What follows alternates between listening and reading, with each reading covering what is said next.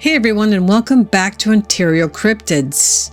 I'm going to start off by saying happy belated Canada Day to all my Canadian viewers and happy 4th of July to all my American viewers. I hope you all have a great long weekend. On Friday night, all we can hear in the neighborhood were fireworks being set off everywhere in the night sky. My dogs did not appreciate the loud banging and popping sounds all night. As you saw, my first stream will be on Friday, July the 8th, starting at 9 p.m. Eastern Standard Time. I have an additional guest who will be joining Rich and I, and that is Mike Patterson, so don't miss this event. Today, I will be reading a viewer's encounter, and he wishes to stay anonymous.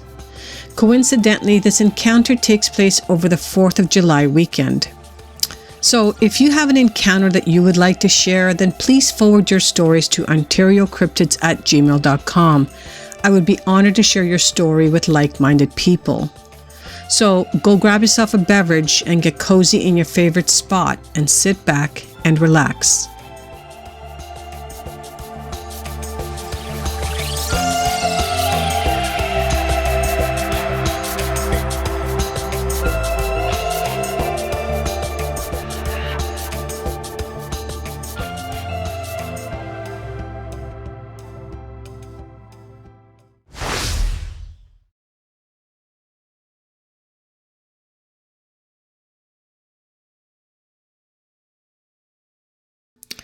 So this encounter takes place in the summer of 2008, and we're going to Whatcom County, Washington State.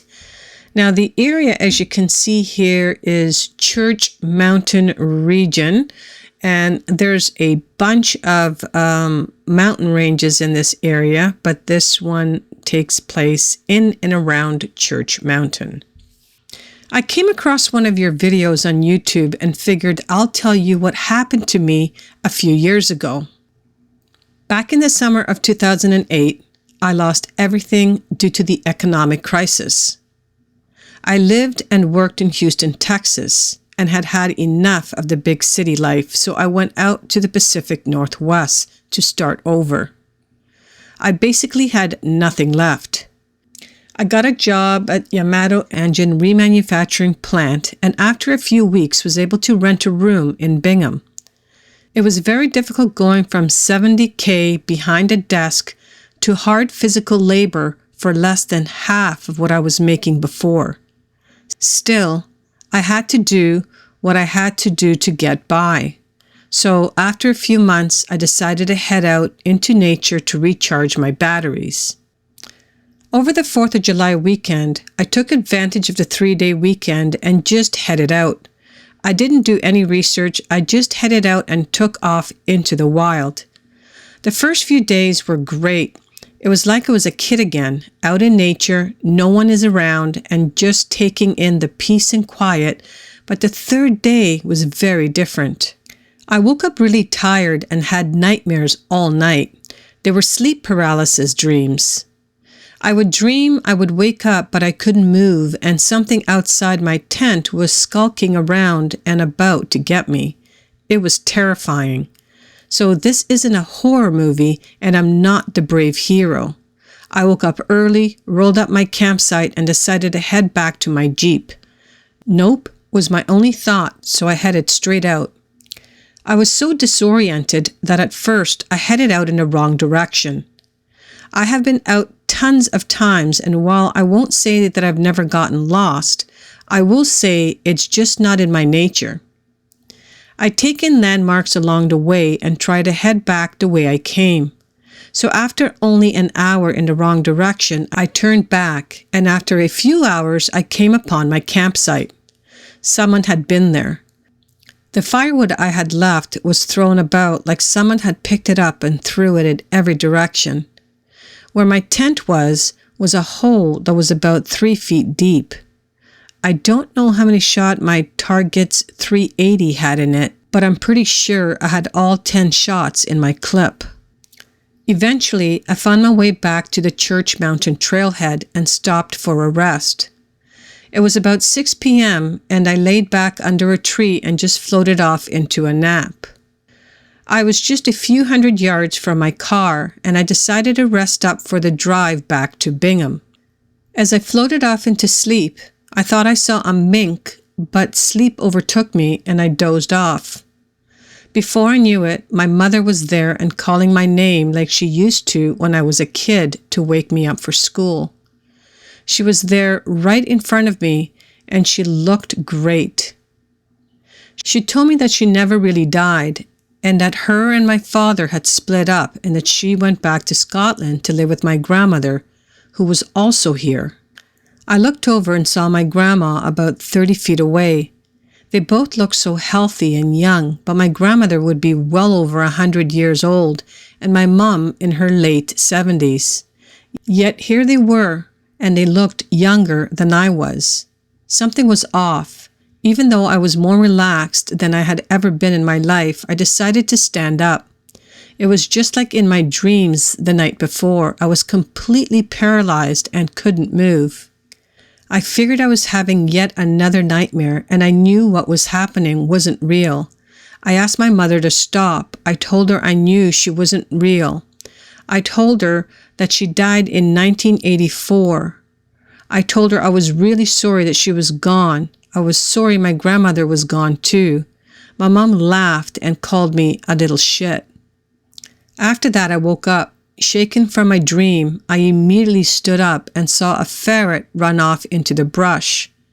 I didn't feel so relaxed anymore. I grabbed a 380 I had in my backpack and immediately felt better.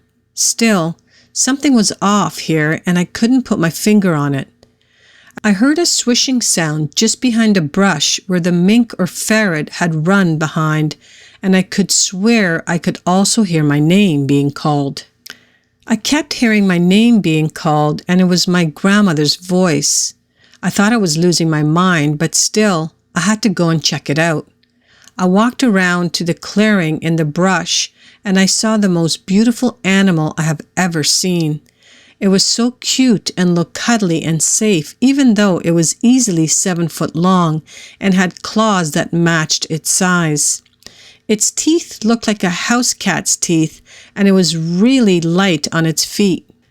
Even though it was jumping and rolling around, I barely heard a sound. It's like it was doing a dance. Man, it was cute. The second one would draw a deep breath and call my name. When I heard my name, the first of the mink twins would turn into my young, healthy mother.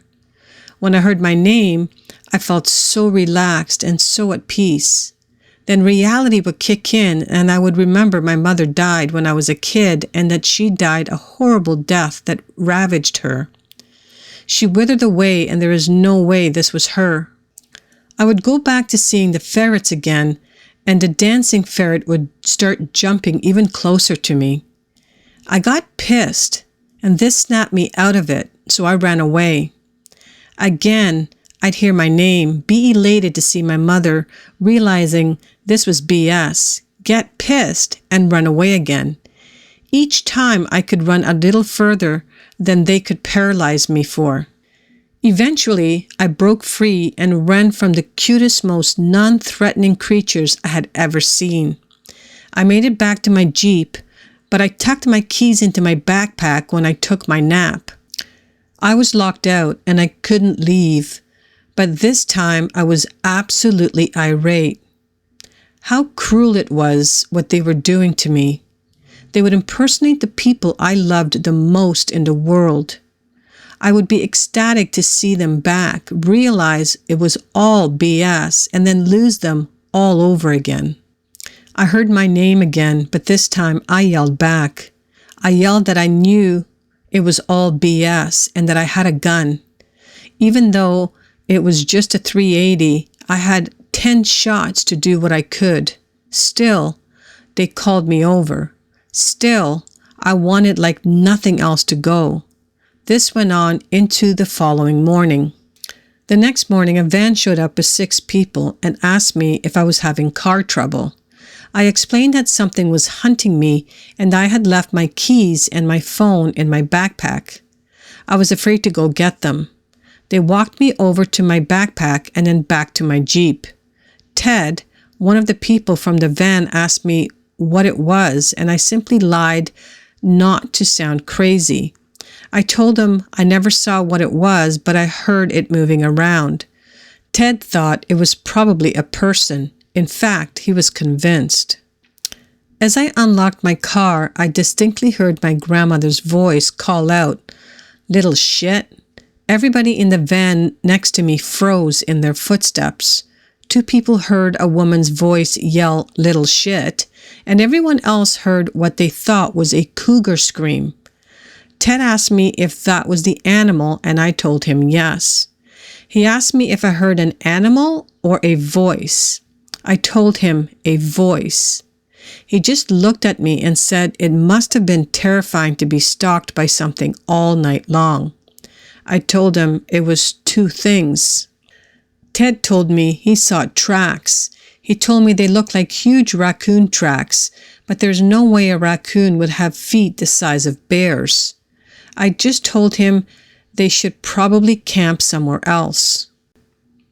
Later on, I researched how animals hunt, and I found a video of a stoat hypnotizing a rabbit, and that's exactly what this huge fisher cat-looking creature did to me. I think that whatever they are, they can hypnotize humans. They can make us see and hear things until they come close enough to kill. I personally think I couldn't be hypnotized because I was taking antidepressants at the time, but because it was a small enough dose, they were able to come close. I also think it was fun for them. Hunting is almost like playing. Either one of them was big enough and fast enough to have torn me to pieces in no time at all. Years later, I went back out there, but this time with a .45 cal. I didn't go out there to shoot or kill, but because I was just so darn curious. I've never told anyone what has happened to me. I've never heard of anything like this ever happening to anyone else. But I was starting to doubt it ever really happened. I was starting to convince myself that maybe I had lost it when I lost my career, and life took a nosedive. 3 days into my second trip, I had nightmares all night. Sleep paralysis nightmares. I flipped out and I knew I had made a big mistake. I woke up at 3 a.m, lit a really big fire and grabbed my pistol. Right at sunrise, I got ready to leave and I grabbed my pack and headed out. About 10 minutes walk from my car, I heard my name being called from behind a bush, but this time it was my niece. However, I knew she lived in Tennessee, and this definitely wasn't her. I aimed just in front of the bush and fired off 4 shots, replaced a clip with a full one, and quickly refilled it. I didn't hear my name called again, at least not until I almost made it to my Jeep. That's when I heard my niece say, "You're not fun anymore, you little shit." I got back in my Jeep and left. I didn't sleep for 3 days and I have never been hiking or camping since. I've never told a soul about this. 7-foot fisher cats that turn into loved ones. They don't walk on 2 feet. They're just really big minks that know how to hypnotize us. First of all, I want to thank you, Mr. Anonymous, for sharing your story with all of us here at the OC community. Thank you so much for doing that. And what a coincidence that it turned out to be over the 4th of July weekend, this being the 4th of July weekend. So pretty cool. In any case, I would not want to be in your situation and have had that happen to me.